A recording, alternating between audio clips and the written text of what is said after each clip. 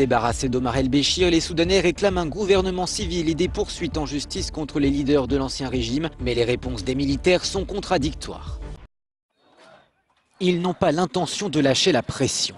Au Soudan, des milliers de manifestants ont continué hier à se mobiliser devant le QG de l'armée à Khartoum, la capitale.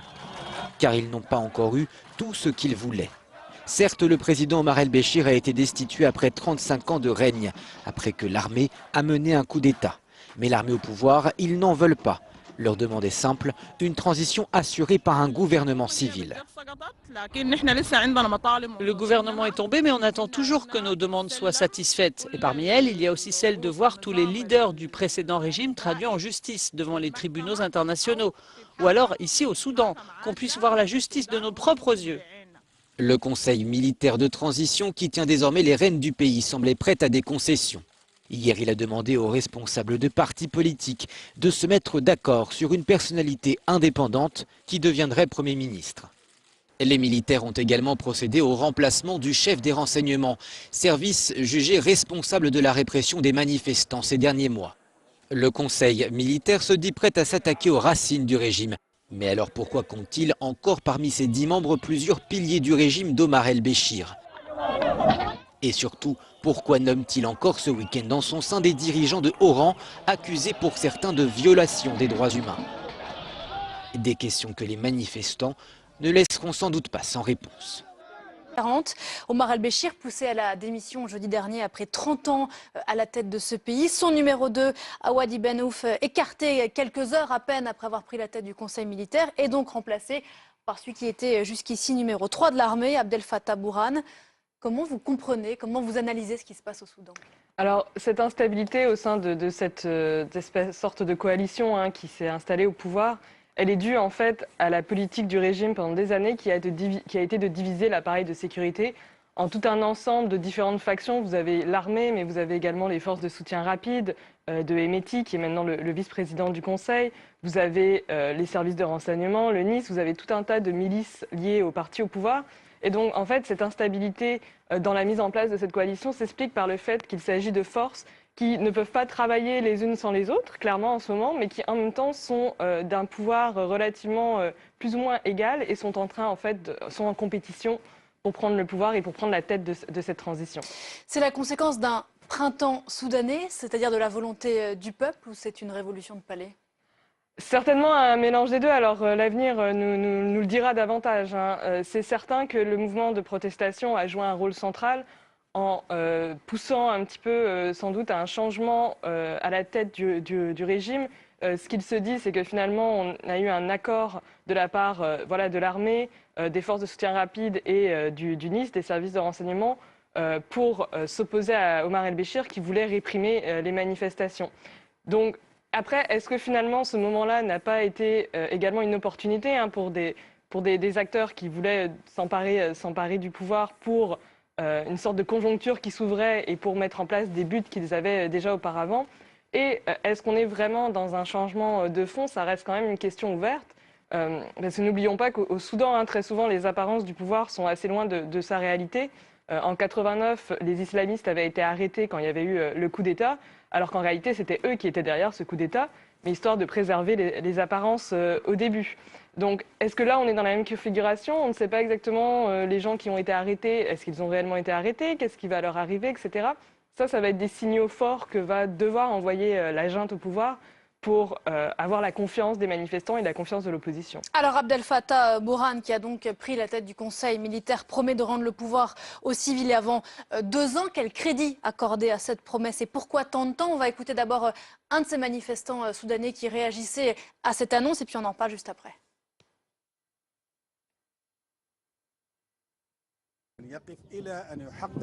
Les gens ne devraient pas arrêter avant que leurs exigences ne soient satisfaites, et quelles que soient les conséquences. Si cela s'arrête, rien ne changera. Regardez en Égypte, il y a 8 ans, ils ont été chassés de la place Tahrir, et maintenant plus personne ne peut y manifester. Si les gens arrêtent, il faut s'attendre à ce que cette révolution échoue. Pourquoi avoir promis de rendre le pouvoir dans 2 ans et pas dans 2 mois? Alors, c'est assez ambigu parce qu'on a eu ils ont quand même dit que finalement, si les civils arrivaient à s'accorder, s'ils arrivaient à trouver un accord entre eux et avec le Conseil, on pourrait avoir une transition plus rapide. Je pense que c'est Emeti qui, avant de rejoindre le Conseil, le leader des forces de soutien rapide, avait dit que ça pouvait prendre 2 mois en réalité, si les choses se passaient bien. Donc, ce chiffre de 2 ans, c'est vrai qu'il paraît un petit peu arbitraire. Il paraît aussi relativement potentiellement réaliste pour une transition qui va certainement durer longtemps. Mais finalement, ça a l'air assez souple comme délai. Précisément, le Conseil militaire appelle les civils à notamment s'entendre sur le nom de celui qui pourrait être dirigeant d'un gouvernement pour incarner cette opposition soudanaise, opposition qui a été soit réprimée, soit qui a disparu ces 30 dernières années sous Omar al-Béchir. Alors ça va être très compliqué. Les négociations sont sans doute en cours depuis un petit moment et vont être assez difficiles puisque vous avez une opposition qui est extrêmement divisée également. Vous avez tout un tas vraiment de petits groupes différents. Mais les principaux, bon évidemment l'association des professionnels soudanais, mais qui là n'est pas... Qui a lancé la contestation au mois de décembre dernier. La contestation était assez spontanée, puis ensuite eux sont devenus l'organisation qui a en quelque sorte canalisé les énergies. Mais eux sont un groupe de professionnels de différentes professions, ne sont pas un parti politique. À côté, vous avez les partis politiques d'opposition historiques, comme le parti Oumma ou le parti communiste, qui lui est un petit peu hors jeu. C'est plus un parti très populaire, notamment auprès des jeunes.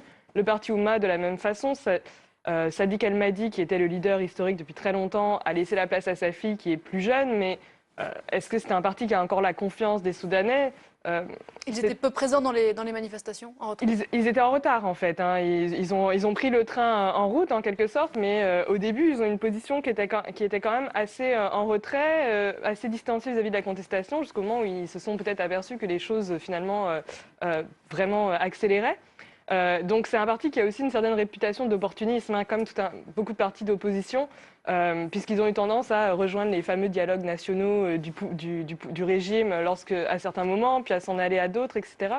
Donc ces partis historiques-là, la confiance que les Soudanais ont en eux est assez limitée. Et vous avez quand même un parti qui a émergé, qui est celui d'Omar El-Diguer, qui était aussi au gouvernement à un moment donné, mais l'a quitté, et qui est plus jeune et qui semble assez populaire auprès on va dire, de la jeunesse urbaine éduquée au Soudan, et qui est donc peut-être une figure qui pourrait émerger pour unir cette opposition. Le poids des femmes dans cette contestation, on en a beaucoup parlé, notamment avec cette photo d'une femme haranguant la foule sur une voiture qui est devenue le symbole de cette révolte. Le poids des femmes, il est fantasmé ou il est réel ? Je pense qu'il est réel. Elles ont été extrêmement présentes. Elles ont fait partie de ce mouvement de foule. Elles ont mis à l'agenda des préoccupations liées au statut des femmes qui se trouvent dans la déclaration des libertés et du changement qui a été signée par l'opposition. Donc leur place a quand même été très importante. Ça joue quand même aussi un rôle assez important au niveau des images pour légitimer le mouvement, notamment vis-à-vis de la communauté internationale, etc., pour continuer à en donner une image pacifique, pour attirer ce soutien et cette attention internationale qui, en retour, va contraindre un petit peu les militaires, puisque vous ne pouvez pas exercer la même répression à partir du moment où la communauté internationale est en train d'observer ce qui se passe chez vous et où ce sont beaucoup de femmes que vous allez finalement réprimer. Il y a beaucoup de signaux qui ont été envoyés ces derniers jours. Vous le disiez, qui vont peut-être dans le sens d'une transition relativement douce, autant que puisse se faire après 30 ans de dictature. Les appels donc à rencontrer l'opposition. Les plus pessimistes diront que c'est une volonté peut-être pour mieux la diviser. Alors ça dépend si vous êtes plus ou moins cynique. Quand on observe la politique au Soudan, on a tendance à être un petit peu cynique. Je pense que les divisions de l'opposition existent de toute façon en dehors de ça, sans nécessairement que le Conseil militaire les alimente.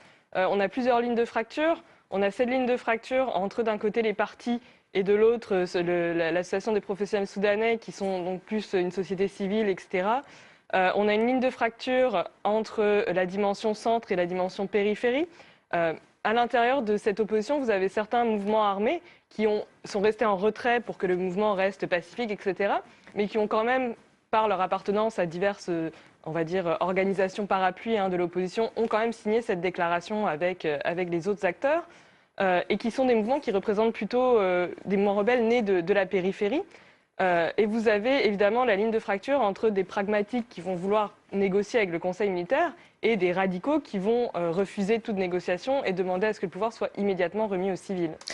Autre signe, la démission du tout-puissant patron des services de renseignement, Salah Ghosh, qui a supervisé la répression de ce mouvement, qui ne s'est pas fait sans mort. Il y a une centaine de morts depuis le mois de décembre. Comment l'interpréter, ce départ ?